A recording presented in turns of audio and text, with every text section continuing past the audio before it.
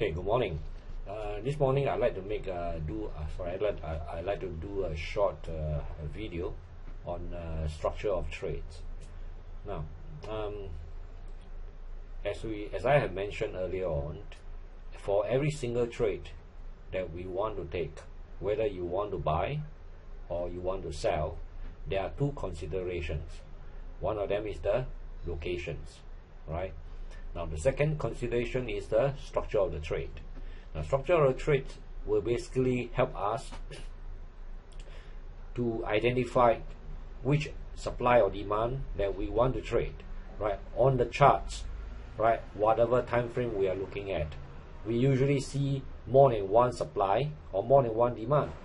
Now the question is, which supply, if I look at the charts and I have 3 supplies and I have 4 demands, now which supply and which demand shall I take? Alright, so in order to answer the questions, we go through this, we use this structure of trades, right, the 5 elements, to help us decide which supply or which demand are we going to take when the price come back in the future. The first one is the strength of departure, right, followed by the time referring to how long the market stay in to form the base. Then we talk about fresh, whether the supply demand is fresh or not. All right. The fourth one is the risk reward, whether the level that we take, should it trigger in the future when the price come back to visit, and do we have good enough profit for price to move in the direction that we want before it come across any potential support or resistance. And the last one is the arrival. Let's start with the departure first. The stronger the price move away from the zone, the higher the probability that the trade will work in our favor. And the more imbalance of supply and the demand at the level, the faster it will move away. Okay. Now think about it. If you are looking at the two different candle, one candle where the market lift very, very slowly, right, and the other candle the market lift very, very fast. Let's say I pull our charts.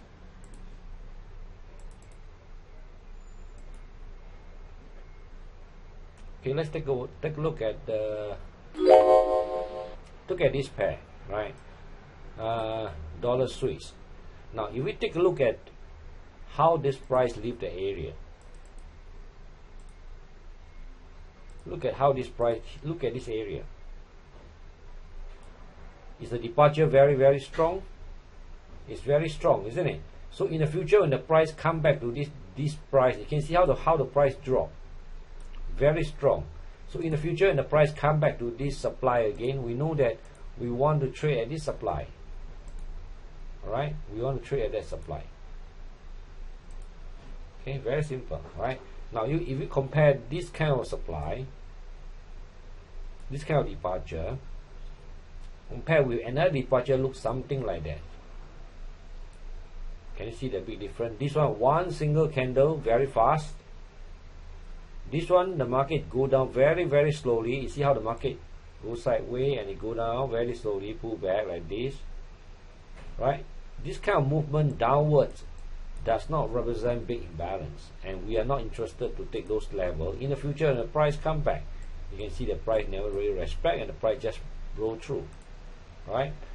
Same thing here. Look at this, how the price move away very, very slowly. And you see the tail, it tells us there's a buyer actually at one point in time try to push the price up but get rejected by the seller. The same second candle, the same thing. You look at the tail here, the wick, it tells us that buyer ever came in to push the price back up, but the seller comes back and push it back. So this kind of departure is no good, right? So we want this kind of strong departure or this kind of strong departure. So in the future, when the price rally back up, we expect there are unfilled order here. Therefore, the unfilled order will push the price back down. Okay, simple.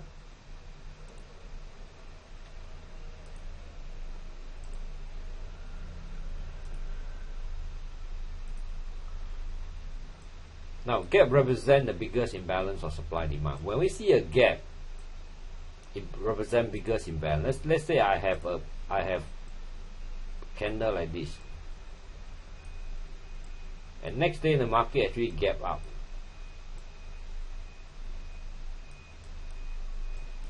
See this gap here, right? So when we see a gap, this also represents big imbalance, right? So in the future, when the price come back, you want to buy, you put your line one, draw a line on this, the high of the tail, and this will be your entry price, and your stop loss will obviously be below.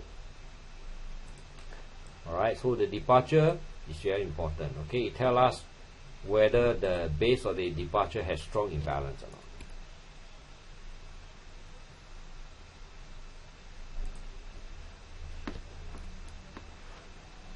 Now, departure, structure of the move, right? Departure is the key. Let's take a look at the left picture here. ERC stands for extended range candle. Close near the high. You see this ERC? It close near the high. Long candle. ERC stands for extended range candle. Okay, and then we follow by another candle which also close at the high. Okay. So for this kind of departure, we like this kind of departure. But look at this kind of departure. Say this is our base. You see how the price rally up, pull back, rally up, pull back, rally up, maybe pull back again. This kind of departure is no good, right? Because the price goes up, price pull back. So each time the price pull back, you will remove some unfilled order right here. So price rally up, price pull back, unfilled order removed. Price rally up. If the price pull back, again we unfilled order removed. If you have unfilled order removed and the price finally dropped, it will be easily removed because there isn't any unfilled order right here. It's already been removed. Alright? So the strength of departure basically tells us whether the level of supply demand that we are looking at, does that contain a lot of gap imbalance between the seller and the buyer. If it does, then we would like to take a trade in the future when the price comes back again.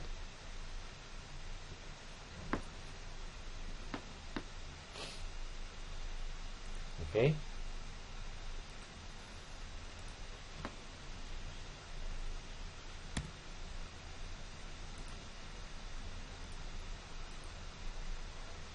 Now the second one is the time at the level.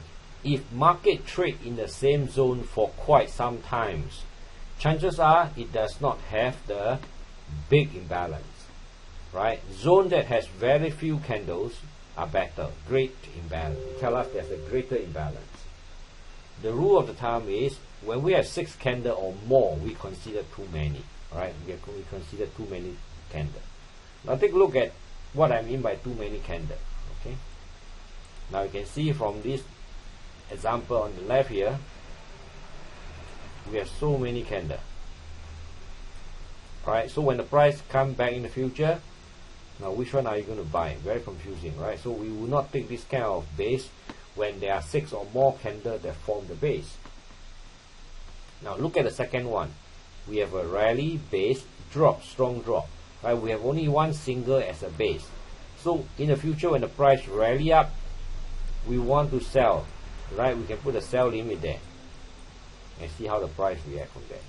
The third one is, you can see that we also have this rally base, drop, drop, base, dropped. Right? Rally base, this is a rally base, drop. One pattern by itself, then followed by drop, base, drop. Okay, so this again is a very good example of price stand in the range for a short period of time. So in the future when the price rally back up to this area, you want to be a seller there. Okay.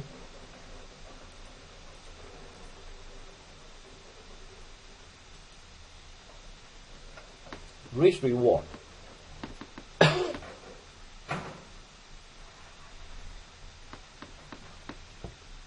How far price move away from the level before it return? Now look at the example on the left again. You can see that we have a supply right here. We draw 2 lines, line 1, line 2.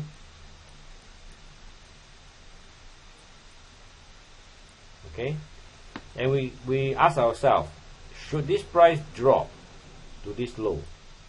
and form a demand. And the price start to rally up. My target will be this one, line 1. So from line 1 to line 2, we need to ask ourselves, do we have enough profit margin to this demand? Do we have 1:3 profit margin?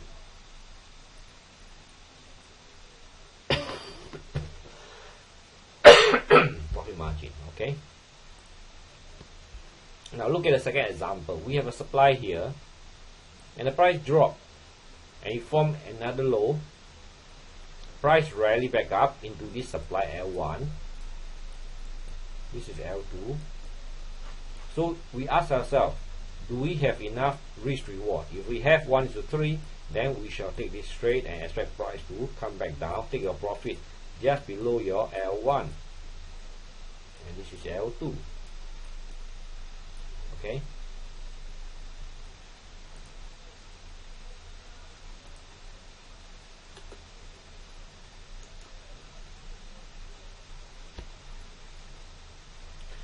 Okay, the third one is whether the level is fresh or not. We only interested to take level which are fresh. Now let's say that we have identified a demand on the left, and the price rally off. So finally the price come back right into this demand that we have picked up. So we call this retracement trade, right? So we would like to enter buy limit and our stop loss beyond the line 2.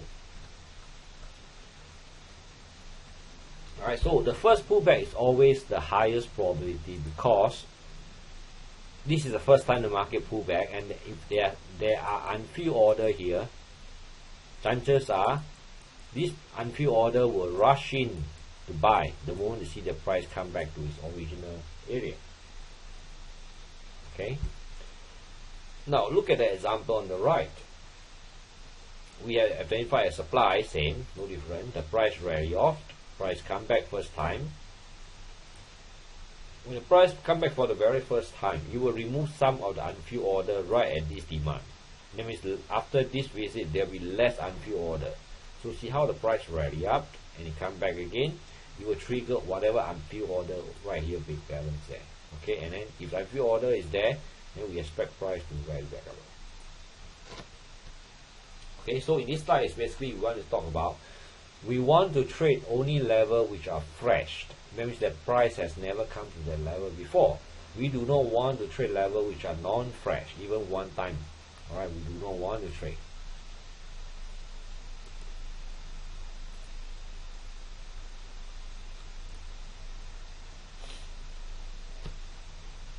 Next one is arrival. Now, should we, let's say we have identified a level that we want to sell, which is here.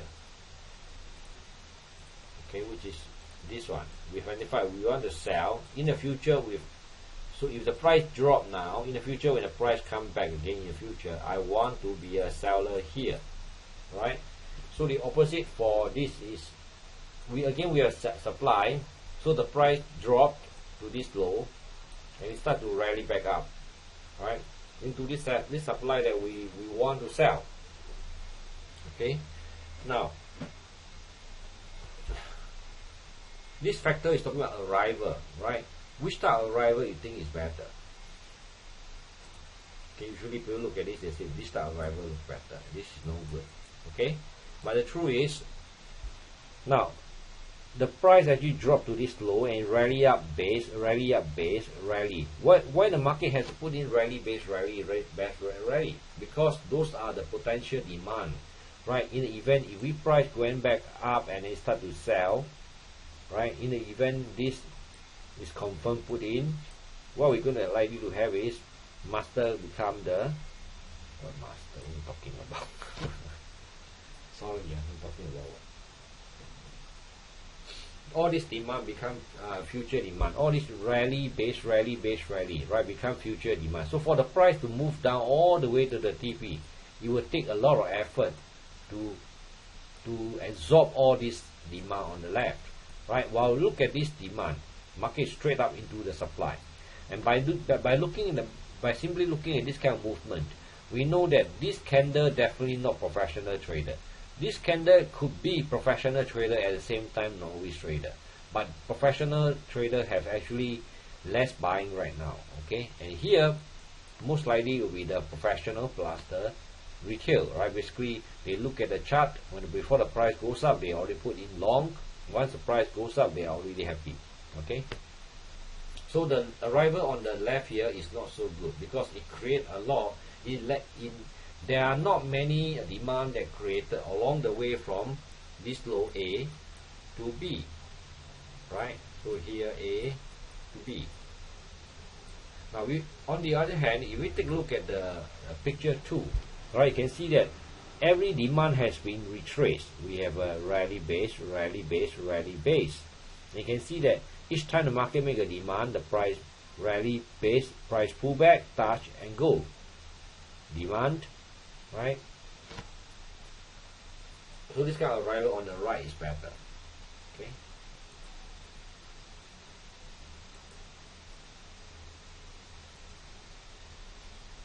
Okay, any questions on the it's a very simple topic, the 5 elements to consider when you are trading any market, right? Always remember the locations. We always want to buy lower locations, so when the price move up, we have good potential to take profit. Okay, so that actually let's see whether sum up what I have to share with you here.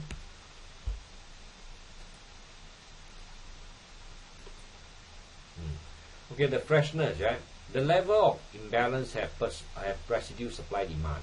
We want that residue supply demand to be fresh, right? We trace back into the zone, remove some of the residue supply demand. The number of times it retraced back into the zone and the depth it retraced are the characteristics we look for the zone when discussing our next probability score. Okay, so you can see that the level that we pick, it has to be fresh. Now example, just imagine you are trying to fall this tree. By the first swing, usually you cannot fall like this. It has to be a multiple swing, something like this on the right. You can see this X has been chopping on the same spot for more than one time, right? Sooner or later this tree is going to fall. But here we will not unlikely to just fall this tree by a single number one or single swing on it, right? So we want we want supply demand which are fresh, then we are willing to take the trade.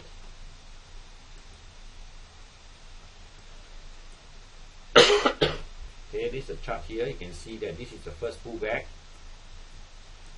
So we've identified demand on the left. We put our L1, our L2, right? Our buy order is here by L1 and stop loss is beyond L2. Okay. Now this is the first time the price goes. Second pullback do not provide the same odd compared to the first one. If it does, it should be a confirmatory entry. So you can see on this case we have second pullback. This is the first pullback, second pullback. Saying the same odd compared to the first pullback. If taken, it should be a confirmation entry.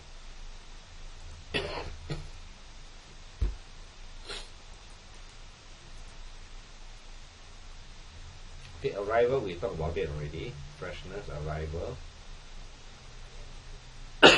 Okay, those are the 5 elements of trade that we have to consider. You will help us to identify which supply or which demand shall we take and which one should we just totally ignore it. Alright, so thank you very much for listening to this short webinar about the 5 elements, right?